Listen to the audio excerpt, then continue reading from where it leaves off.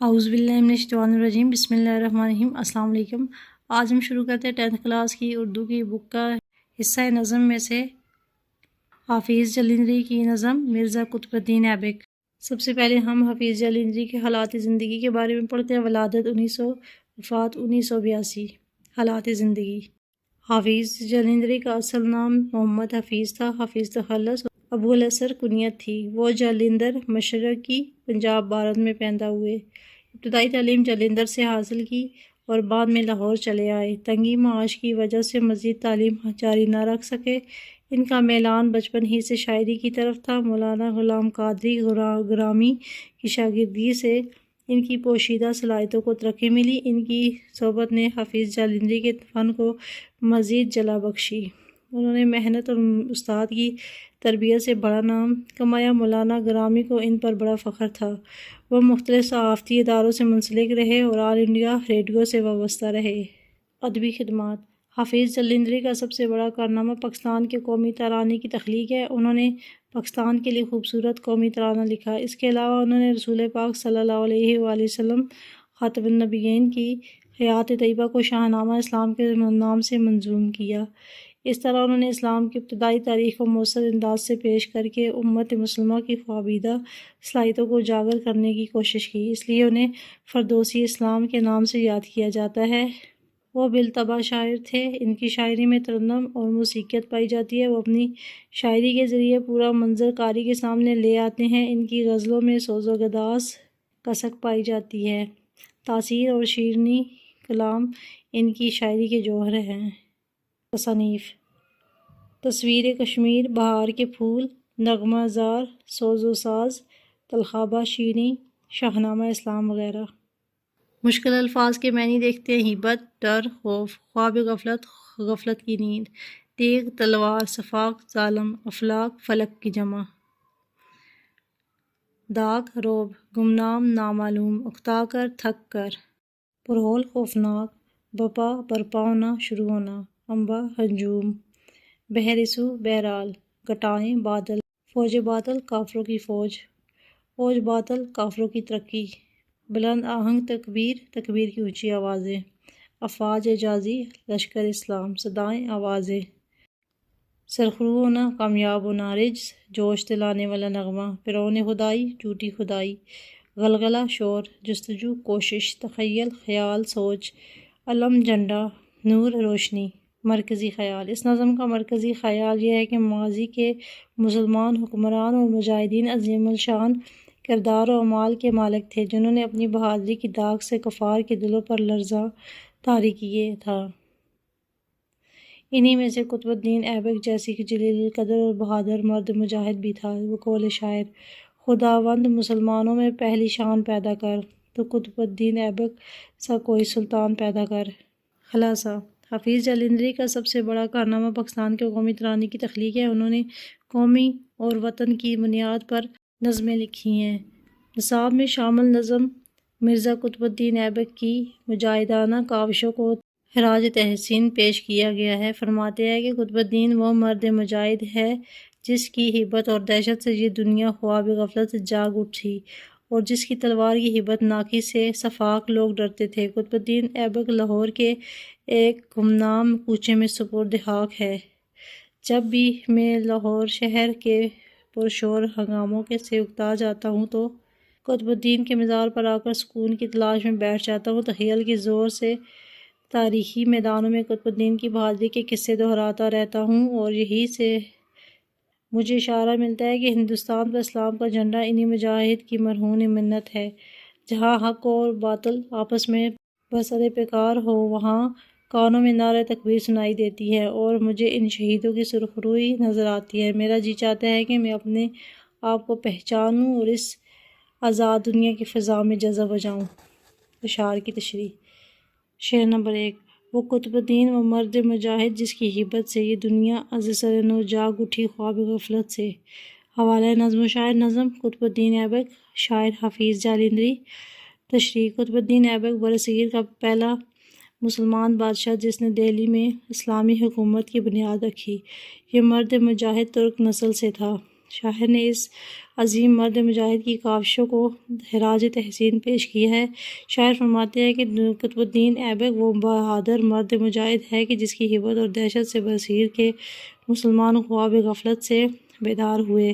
ایسے ہی بہادر مسلمانوں کے لیے اقبال نے کیا خوب فرمایا ہے: کوئی اندازہ کر سکتا ہے اس کے زور بازو کا، نگاہ مرد مومن سے بدل جاتی ہیں تقدیریں۔ شعر نمبر 2 ہے: وہ جس کی تیغ ہیبت ناک سے صفاق ڈرتے تھے، وہ جس کے بازو کی داغ سے افلاک ڈرتے تھے۔ حوالہ نظم و شاعر نظم قطب الدین ایبک، شاعر حافظ جالندھری۔ تشریح: شاعر نے جن خوبصورت اور گرجدار الفاظ کے انتخاب سے قطب الدین ایبک جیسے بہادر مرد مجاہد کو خراج تحسین پیش کیا ہے، یہ الفاظ بھی کسی تعریف سے کم نہیں۔ شاعر فرماتے ہیں کہ قطب الدین ایبک وہ مرد مجاہد تھا جس کی تلوار کی ہیبت ناکی سے صفاق اور ظالم لوگ بھی کانپ اٹھتے تھے۔ یہ بہادر انسان کی جس کی بازوؤں کی طاقت سے بڑے بڑے بادشاہان ڈرتے تھے۔ بقول اقبال: دو نیم ان کی ٹھوکر سے صحرا و دریا، سمٹ کر پہاڑ ان کی ہیبت سے رائی۔ شعر نمبر 3 ہے: یہاں لور میں سوتا ہے ایک گمنام کوچے میں، پڑی ہے یادگار دولت اسلام کوچے میں۔ حوالہ نظم و شاعر نظم قطب الدین ایبک، شاعر حافظ جالندھری۔ تشریح: اس شعر میں شاعر نے نہایت دلگیر انداز میں قطب الدین ایبک جیسے بہادر مرد مجاہد کے قبر کی بے قدری کو بیان کیا ہے کہ لاہور شہر کی ایک گمنام گلی میں اسلامی دنیا کا یہ عظیم سپہ سالار ابدی نیند سو رہا ہے۔ قطب الدین ایبک کا مقبرہ لاہور میں انارکلی بازار کے پہلو میں ہی ایبک روڈ پر ہے۔ یہ مقبرہ افتادہ زمانہ کے ہاتھوں برباد ہوتا رہا۔ کہتے ہیں کہ مہاراجہ رنجیت سنگھ کے دور میں ایک سکھ کی ملکیت میں رہا۔ انگریزی دور حکومت میں خستہ حالی کی تصویر تھا۔ قیام پاکستان کے بعد صدر ایوب خان کے دور میں محترم حافظ جالندھری نے انہیں درخواست کی کہ اس مجاہد اسلام کے مقبرے کی مرمت اور تزئین کی جائے۔ چنانچہ درخواست قبول ہوئی اور آج یہ مقبرہ مجاہد اسلام کی شان و شوکت لیے کھڑا ہے۔ مقدور ہو تو خاک سے پوچھو میں اہلیم، تو نے وہ گنج ہائے گراں مایا کیا کیے۔ شعر نمبر 4 ہے: میں اکثر شہر کے پرشور ہنگاموں سے اکتا کر سکون کی جستجو میں بیٹھ جاتا ہوں یہاں آ کر۔ حوالہ نظم و شاعر نظم قطب الدین ایبک، شاعر حافظ جالندھری۔ تشریح: اس شعر میں شاعر نے نہایت خوبصورتی سے اپنے دلی جذبات کا اظہار کیا ہے۔ شاعر کہتے ہیں کہ جب میں زندہ انسانوں کے شہر کے شور سے ہنگاموں سے اکتا جاتا ہوں تو سکون کی تلاش میں اس عظیم انسان کے مقبرے پر آ کر بیٹھ جاتا ہوں، اور کچھ دیر تنہائی میں بیٹھ کر جب دل و دماغ پرسکون ہو جاتے ہیں تو ان مجاہدوں کی زندگی کے بارے میں سوچتا ہوں۔ شعر نمبر 5: تخیل مجھ کو لے جاتا ہے ایک پرہول میدان میں، جہاں باہم بپا ہوتی ہے جنگ اموا انسان میں۔ حوالہ نظم و شاعر نظم قطب الدین ایبک، شاعر حافظ جالندھری۔ تشریح: اس شعر میں شاعر خود کو ایک تخیلاتی دنیا میں لے جا کر ایک ایسے جنگی میدان کے سامنے دیکھتا ہے کہ جہاں دنیا کے انسانوں میں جنگ کا سماں بندھا ہوا ہے، انسانوں کا ایک ہجوم ہے جو آپس میں تلواروں سے لڑ رہے ہیں۔ شعر نمبر 6: نظر آتا ہے لہراتا ہوا اسلام کا جھنڈا، بہر سو نور پھیلاتا ہوا اسلام کا جھنڈا۔ حوالہ نظم و شاعر نظم قطب الدین ایبک، شاعر حافظ جالندھری۔ تشریح: شاعر تخیل کا سہارا لے کر بہت خوبصورت انداز سے میدان جنگ کا سماں لفظوں سے بیان کر رہا ہے کہ مجھے اسلام کا منور جھنڈا نور پھیلاتے ہوئے نظر آتا ہے۔ مد مقابل کفار کی ایک بڑی فوج دکھائی دیتی ہے، مگر میں جس سمت بھی دیکھتا ہوں مجاہدین کے ہاتھوں میں اسلام ہی کا علم اٹھائے دکھائی دیتے ہیں۔ اصل مطلب مسلمانوں کے جذبہ جہاد اور عظیم الشان دور کی یادیں ہی قابل فخر ہیں۔ شعر نمبر 7: مقابل میں گھٹائیں دیکھتا ہوں فوج باطل کے، نظر آتی ہیں فرعونی خدائی اور فوج باطل کی۔ حوالہ نظم و شاعر نظم قطب الدین ایبک، شاعر حافظ جالندھری۔ تشریح: حافظ جالندھری نے بڑی خوبصورتی سے تخیل کا سہارا لے کر اپنے چشم تصور سے اسلامی جھنڈے لہراتے مجاہدین کے ایک عظیم الشان فوج کو کفار کی فوج کے مد مقابل لڑتے ہوئے دکھایا ہے۔ شاعر کہتا ہے کہ میں اپنے چشم تصور سے دیکھ رہا ہوں کہ کفار کا ایک بہت بڑا لشکر ہے جو قطب الدین ایبک جیسے بہادر مرد مجاہد کے مقابلے میں کھڑا ہے۔ خدائی کے دعوے دار ظالم اور سفاق سب کے سب اسلام کا نام و نشان مٹانے کے لیے اکٹھے ہو چکے ہیں۔ شعر نمبر 8 ہے: صدائے نعرہ ہائے جنگ کی آتی ہے کانوں میں، بلند آہنگ تکبیریں سما جاتی ہے کانوں میں۔ حوالہ نظم و شاعر نظم قطب الدین ایبک، شاعر حافظ جالندھری۔ تشریح: شاعر تخیلاتی دنیا میں اتنا مہو ہو چکا ہے کہ اپنے کانوں میں ان جنگی نعروں اور تلواروں کی گرد گرج بھی سن رہا ہے جو کفار کے لشکروں کے ساتھ ٹکراؤ میں بلند ہو رہی ہیں، اور اللہ اکبر کا نعرہ ان کے کانوں اور دلوں پر بجلی بن کر گر رہی ہے۔ مجاہدین جب اللہ اکبر کا نعرہ لگاتے ہوئے میدان جنگ کی طرف بڑھتے ہیں تو مسلمانوں کے جذبے گرما دیتے ہیں۔ بقول اقبال، یہ غازی یہ تیرے پراسرار بندے، جنہیں تو نے بخشا ہے ذوق خدائی، دو نیم ان کی ٹھوکر سے صحرا و دریا، سمٹ کر پہاڑ ان کی ہبت سے رائی۔ شعر نمبر 9 ہے۔ نظر آتا ہے مجھ کو سرخرو ہونا شہیدوں کا، وہ اطمینان وہ ہنستا ہوا چہرہ امیدوں کا۔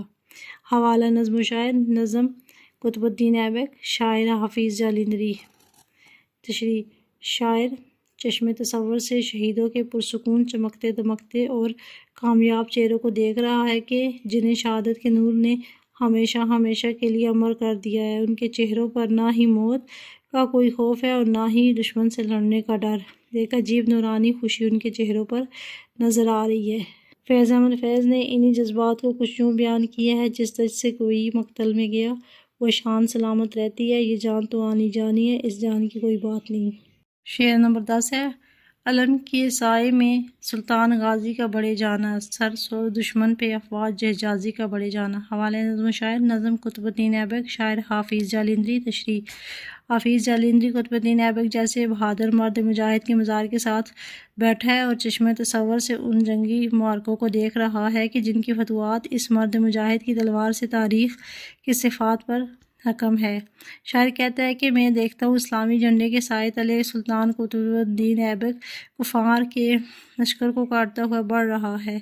اس کا جارحانہ انداز بتا رہا ہے کہ دشمن کی فوج کو آج ختم کر کے ہی دم لے گا۔ بقول اقبال، ہو ہلکا یاراں تو بھریشم کی طرح نرم، رزم حق و باطل ہو تو فولاد ہے مومن۔ شعر نمبر 11۔ مجھے محسوس ہوتا ہے کہ غازی مرد ہوں میں بھی، پرانے لشکر اسلام کا ایک فرد ہوں میں بھی۔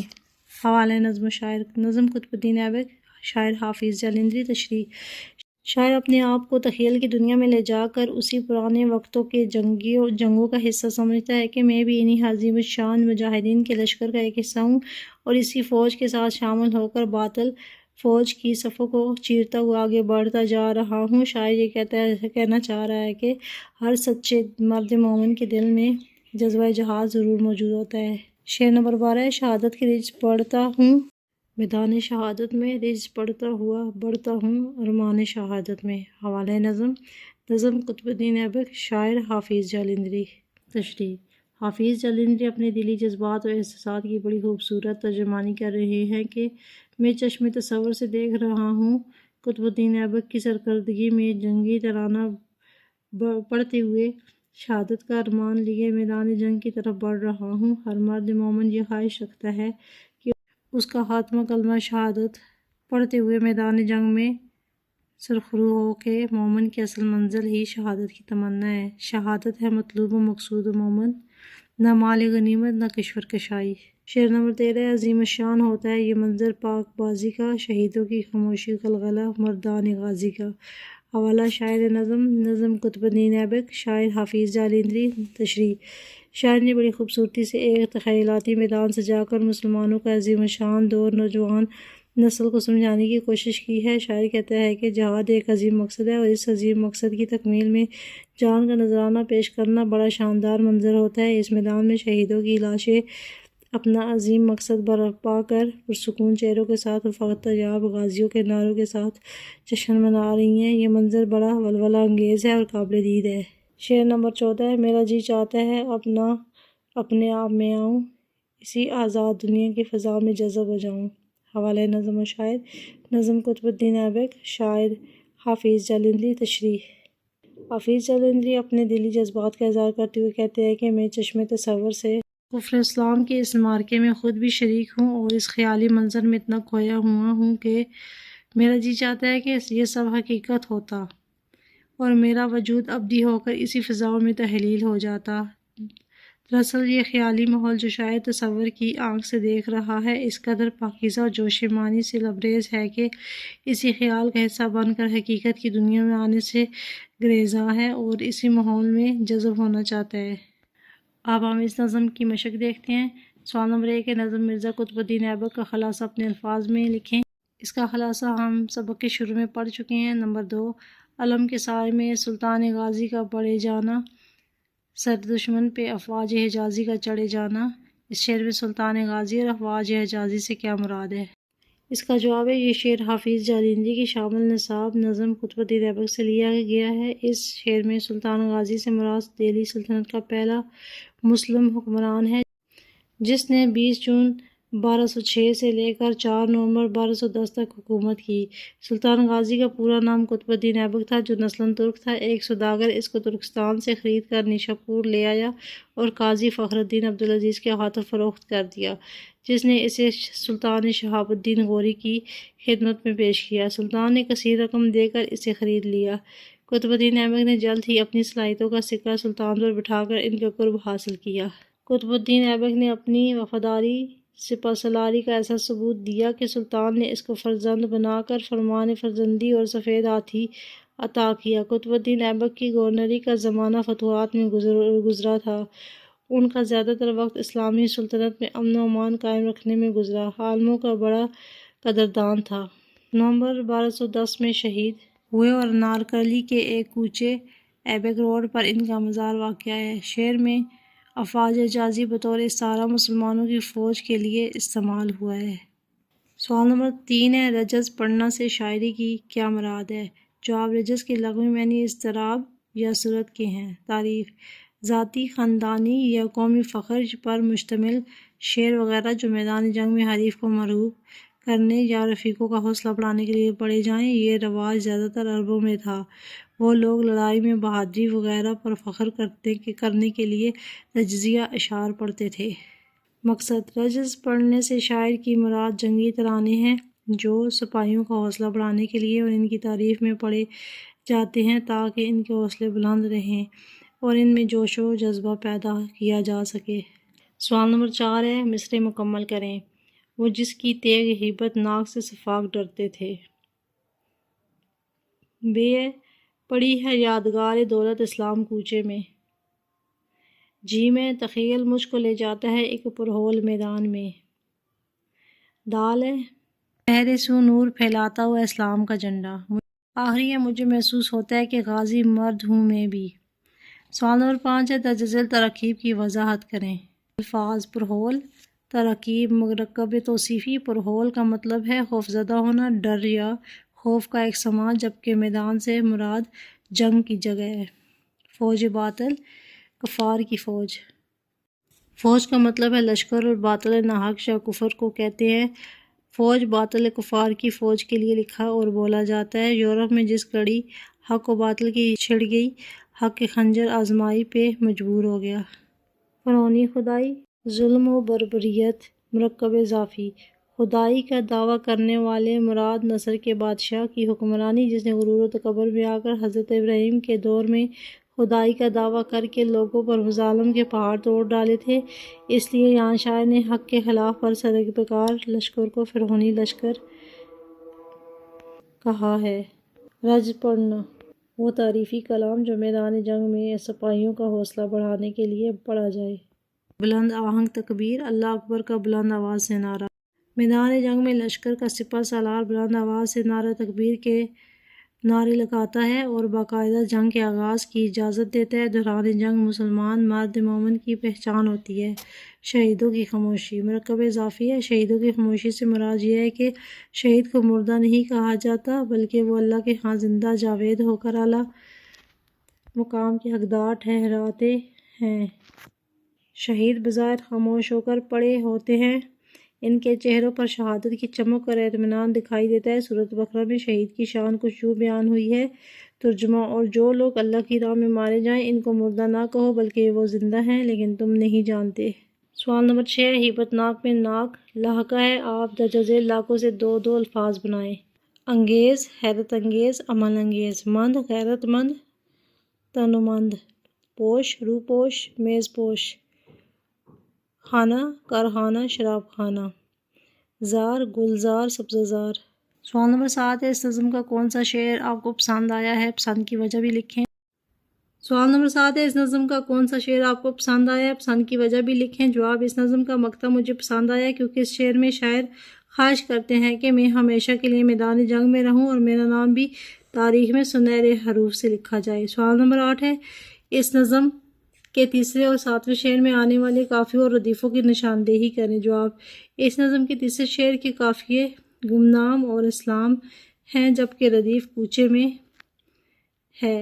7ویں شعر کے قافیے فوج باطل اور اوج باطل جبکہ ردیف کی ہے۔ اس کے بعد ہم اس چیپٹر کے کچھ MCQs دیکھتے ہیں۔ تعارف حفیظ جالندری۔ سوال نمبر 1، درست جواب کا انتخاب کریں۔ حافظ جالندری کا اصل نام ڈیش تھا۔ محمد حفیظ، حفیظ اللہ، حبیب اللہ، محمد حبیب۔ اس کا درست جواب ہے محمد حفیظ۔ نمبر 2 ہے، حافظ جالندری کی کنیت ڈیش تھی۔ ابو الامن، ابو الاسر، ابو العلی، ابو المومن۔ اس کا درست جواب ہے ابو الاسر۔ نمبر 3 ہے، حافظ جالندری کا میلان بچپن ہی سے ڈیش کی طرف تھا۔ نثر، نظم، اشعار، شاعری۔ اس کا درست جواب ہے شاعری۔ نمبر 4 ہے، حافظ جالندری ڈیش کی وجہ سے مزید تعلیم جاری نہ رکھ سکے۔ غریبی، غربت، تنگی معاش، افلاس۔ اس کا درست جواب ہے تنگی معاش۔ نمبر 5 ہے، مولانا غلام قادر گرامی کی صحبت نے حافظ جالندری کے فن کو مزید ڈیش بخشی۔ جلا، تازگی، روشنی۔ اس کا درست جواب ہے جلا۔ نمبر 6 ہے، مولانا گرامی کو ڈیش پر بڑا فخر تھا۔ حسرت موہانی، حافظ جالندری، احسان دانش، میر۔ اس کا درست جواب ہے حافظ جالندری۔ نمبر 7 ہے، حافظ جالندری کا سب سے بڑا کارنامہ ڈیش کی تخلیق ہے۔ شاہنامہ اسلام، فردوسی اسلام، قومی ترانہ، آزادی۔ اس کا درست جواب ہے قومی ترانہ۔ نمبر 8 ہے، حافظ جالندری نے رسول پاک صلی اللہ علیہ وآلہ وسلم خاتم النبیین کی حیات طیبہ کو ڈیش کے عنوان سے منظوم کیا۔ فردوسی اسلام، حدیث ادب، سیرت النبی، شاہنامہ اسلام۔ اس کا درست جواب ہے شاہنامہ اسلام۔ نمبر 9 ہے، حافظ جالندری کو ڈیش کے نام سے یاد کیا جاتا ہے۔ فردوسی اسلام، شاہنامہ اسلام، ابو الاسر، ابو الاسلام۔ اس کا درست جواب ہے فردوسی اسلام۔ نمبر 10 ہے، حافظ جالندری ڈیش شاعر تھے۔ فطری، بالطبع، اعلیٰ قادر الکلام۔ اس کا درست جواب ہے بالطبع۔ نمبر 11 ہے، حافظ جالندری کی شاعری میں ترنم اور ڈیش پائی جاتی ہے۔ خوبصورتی، تکرار، موسیقیت، موسیقی۔ اس کا درست جواب ہے موسیقیت۔ نمبر 12 ہے، حافظ جالندری شاعری کے ذریعے پورا منظر ڈیش کے سامنے لے آتے ہیں۔ قاری، لوگوں، سامعین۔ اس کا درست جواب ہے قاری۔ نمبر 13 ہے، حافظ جالندری کی غزلوں میں سوز و گداز اور ڈیش پائی جاتی ہے۔ ترنم، کسک، موسیقیت، رنگینی۔ اس کا درست جواب ہے کسک۔ نمبر 14 ہے، حافظ جالندری کی شاعری میں تاثیر اور ڈیش کے جوہر ہیں۔ جدت، ندرت، شیرینی کلام، تازگی۔ اس کا درست جواب ہے شیرینی کلام۔ اس کے بعد نظم میں سے MCQs دیکھتے ہیں۔ سوال نمبر 1، درست جواب کا انتخاب کریں۔ نمبر 1، وہ قطب الدین جو مرد مجاہد جس کی ڈیش سے ہیبت، طاقت، بات و تلوار۔ اس کا درست جواب ہے ہیبت۔ نمبر 2، یہ دنیا سے سرنو ڈیش اٹھی تھی خواب غفلت سے، بیدار ہو، جاگ، لہک، چہک۔ اس کا درست جواب ہے جاگ۔ نمبر 3 ہے، وہ جس کی تیغ ہیبت ناک سے ڈیش ڈرتے تھے، ظالم، جابر، شفاق انسان۔ اس کا درست جواب ہے شفاق۔ نمبر 4 ہے، وہ جس کے بازوؤں کی ڈیش سے افلاک ڈرتے تھے، رعب، طاقت، قوت، دھاک۔ اس کا درست جواب ہے دھاک۔ نمبر 5 ہے، یہاں لاہور میں سوتا ہے ایک ڈیش کوچے میں، گمنام، خاموش، ویران گلی۔ اس کا درست جواب ہے گمنام۔ نمبر 6 ہے، پڑی ہے یادگار دولت ڈیش کوچے میں، ایمان، اسلام، حق، دین۔ اس کا درست جواب ہے اسلام۔ نمبر 7 ہے، میں اکثر شہر کے پرشور سے ڈیش سے اکتا کر ہنگامے، آوازوں، ہنگاموں، زندگی۔ اس کا درست جواب ہے ہنگاموں۔ سکوت کی ڈیش میں بیٹھ جاتا ہوں یہاں، تلاش، طلب، چاہت، جستجو۔ اس کا درست جواب ہے جستجو۔ نمبر 9 ہے، ڈیش مجھ کو لے جاتا ہے ایک پرہول میدان میں، تخیل، خیال، ذہن، دماغ۔ اس کا درست جواب ہے تخیل۔ نمبر 10 ہے، جہاں باہم بپا ہوتی ہے ڈیش انسان میں، جنگ اموا، محرکے، امبو۔ اس کا درست جواب ہے جنگ اموا۔ نمبر 11 نظر آتا ہے ڈیش ہوا اسلام کا جھنڈا، چومتا، اڑتا، لہراتا، لہکتا۔ اس کا درست جواب ہے لہراتا۔ نمبر 12 بہر سو نور پھیلاتا ہوا ڈیش کا جھنڈا، اسلام، دین، حق، مسلمانوں۔ اس کا درست جواب ہے اسلام۔ نمبر 13 مقابل میں گٹائیں دیکھتا ہوں فوج ڈیش کی، اسلام، باطل، انسان، حجاز۔ اس کا درست جواب ہے باطل۔ نمبر 14 نظر آتی ہے فرعونی خدائی ڈیش باطل کی، عروج، حق و باطل، اوج، سامنے۔ اس کا درست جواب ہے اوج۔ نمبر 15 ڈیش نعرہ ہائے جنگی آتی ہیں کانوں میں، آوازیں، صدائے، نعرہ، صدائے۔ اس کا درست جواب ہے صدائے۔ نمبر 16 ہے بلند آہنگ ڈیش سما جاتی ہے کانوں میں، تکبیریں، صدائیں، صدائیں، آوازیں، اس کا دوسرا جواب ہے تکبیریں۔ نمبر 17 ہے نظر آتا ہے مجھ کو ڈیش ہونا شہیدوں کا، آگے سرخرو، سامنے کامیاب، اس کا دوسرا جواب ہے سرخرو۔ نمبر 18 ہے وہ اطمینان وہ ہنستا ہوا چہرہ ڈیش کا، لوگوں، مومنوں، امیدوں، مجاہدوں، اس کا دوسرا جواب ہے امیدوں۔ نمبر 19 ہے ڈیش کے سائے میں سلطان غازی کا پڑے جانا، اسلام، حق، دین، علم، اس کا دوسرا جواب ہے علم۔ نمبر 20 ہے سر دشمن پہ افواج ڈیش کا چڑھے جانا، حجازی، غازی، مسلمان، مومن، اس کا دوسرا جواب ہے حجازی۔ نمبر 21 ہے مجھے محسوس ہوتا ہے کہ ڈیش مرد ہوں میں بھی، جوان، غازی، مومن، مسلمان، اس کا دوسرا جواب ہے غازی۔ 22 ہے پرانے لشکر ڈیش کا ایک فرد ہوں میں بھی، حق، دین، اسلام، اندوہ، اس کا دوسرا جواب ہے اسلام۔ 23 ہے شہادت کے ڈیش پڑھتا ہوں میدان جنگ میں، ترانے، نغمے، کلمے، رجز، اس کا دوسرا جواب ہے رجز۔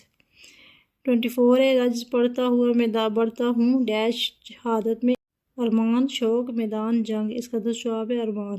25 ہے عظیم الشان ہوتا ہے یہ منظر ڈیش کا، نیکی، پاک بازی، شہادت، عزت، اس کا دوسرا جواب ہے پاک بازی۔ 26 ہے شہیدوں کی خاموشی ڈیش مردان غازی کا، شور، خوشی، غلغلہ، آواز، اس کا دوسرا جواب ہے غلغلہ۔ 27 ہے میرا ڈیش چاہتا ہے اب نہ اپنے آپ میں آؤں، دل، من، ذہن، جی، اس کا دوسرا جواب ہے جی۔ 28 ہے اسی آزاد دنیا کی فضا میں ڈیش ہو جاؤں، جذب، شامل، ایک، سما، اس کا دوسرا جواب ہے جذب۔